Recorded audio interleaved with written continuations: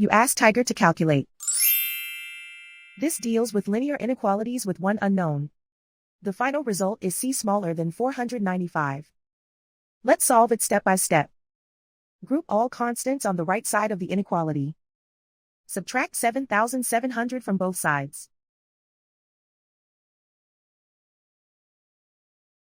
Simplify the arithmetic.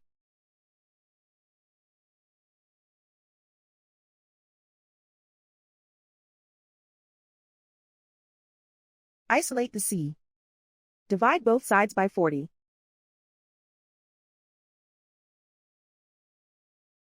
Simplify the fraction.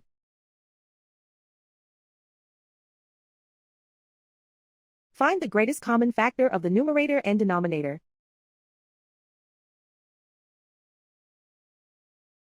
Factor out and cancel the greatest common factor.